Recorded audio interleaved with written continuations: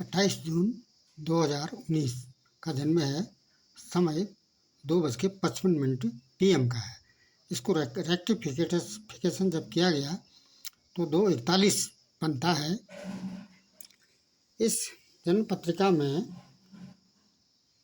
ये जातक निर्भीक है, साहसी है और अपने माता पिता तथा अन्य का सम्मान करने की भावना रहेगी। इसका मन साफ है और इसके स्वभाव से, कैसा स्वभाव, ये आत्म केंद्रित और अपने विचारों में ही खोए रहने के कारण इसके माँ बाप फिक्रमंद बने रहते हैं। जहाँ तक स्वास्थ्य की बात है तो स्वास्थ्य की समस्या बनी रहेगी और इनके करियर के बारे में सेल्स जॉब, टूरिस्ट गाइड और खेल से संबंधित इनका करियर बनेगा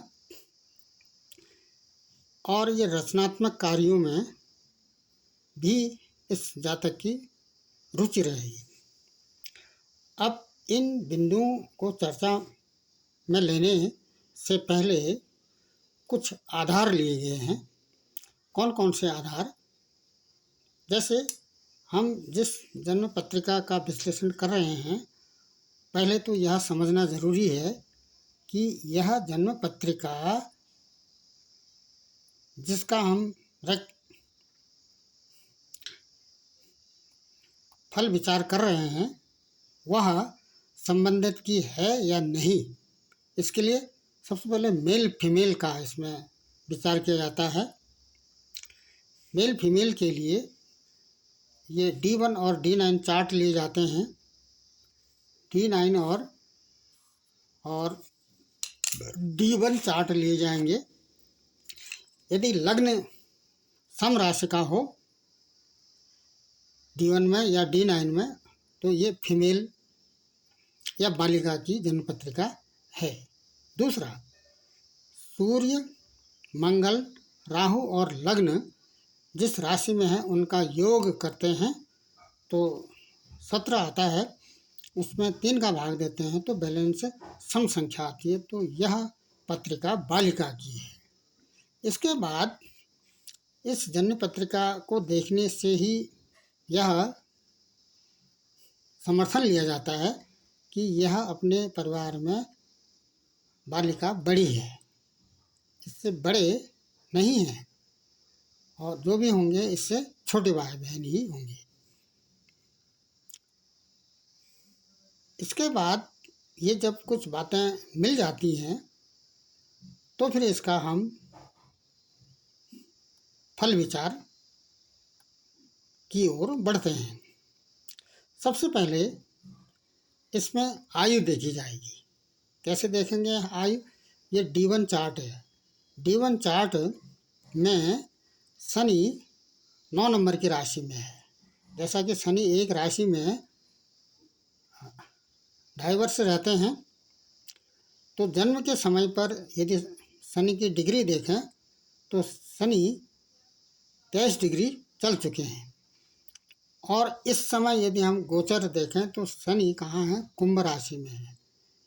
कुंभ राशि में शनि का गोचर इस समय चल रहा है तो 2.5 वर्ष ये पूरे हो गए हैं और यहाँ पर देखें तो ये 3, 3.5, 4 में आते हैं और ये 5 में आते हैं तो 5 वर्ष इस बालिका को पूर्ण हो गए हैं। कहने का मतलब ये है। तो इस तरह से जब कुछ बातें मिल जाती हैं तो फिर प्रेडिक्शन की ओर हम आगे बढ़ते हैं। प्रेडिक्शन में जाने के लिए सबसे पहले हम इस जन्म पत्रिका में चंद्रमा देखेंगे। तो चंद्रमा, इस जन्म पत्रिका में चंद्रमा मेष राशि में है। चंद्रमा मेष राशि में है और इनकी डिग्री 16 डिग्री 22 कला है।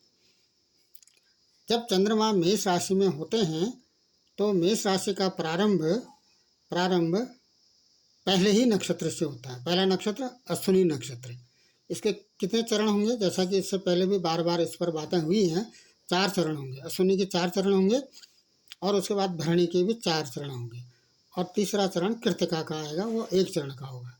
तो यहाँ पर हम देखते हैं ये केशु, आचम, भौर, आदि सबू के क्रम से, तो अश्विनी जो नक्षत्र है वह केतु तो पार कर चुका है, क्योंकि इसके 4 चरण इसमें 13-20 तक पूर्ण हो गए हैं। इसकी डिग्री, चंद्रमा की डिग्री 16 डिग्री 22 कला है, तो ये भरणी नक्षत्र में आएगा। भरणी नक्षत्र के पहले ही चरण में आ जाएगा, क्योंकि भरणी नक्षत्र का पहला चरण 13-20 से लेकर के 16-40 तक बैठता है।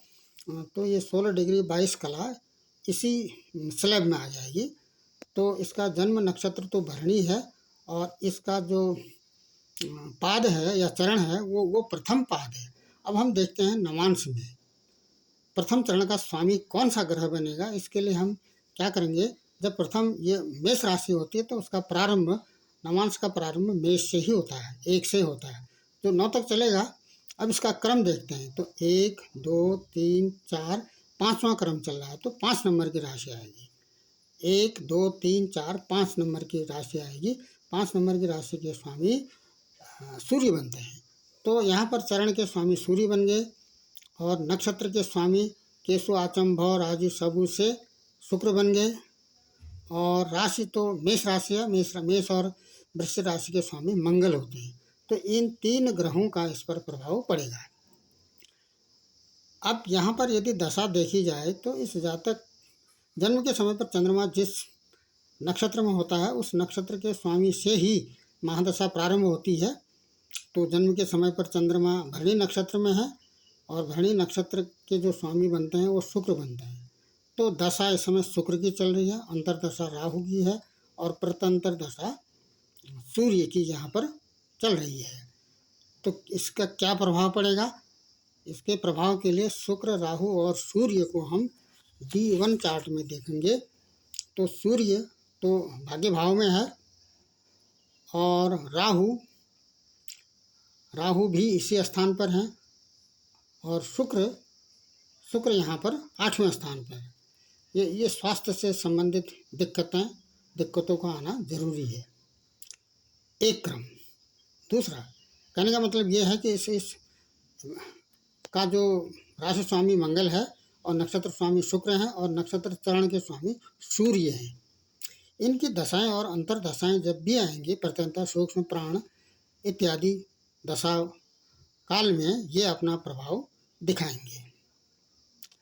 अब जो महत्वपूर्ण बात करनी है इस प्रेडिक्शन में वह यह कि इस जन्म पत्रिका के लिए कौन से ग्रह मानसिक, शारीरिक, आध्यात्मिक और धन से नुकसानदायक हैं।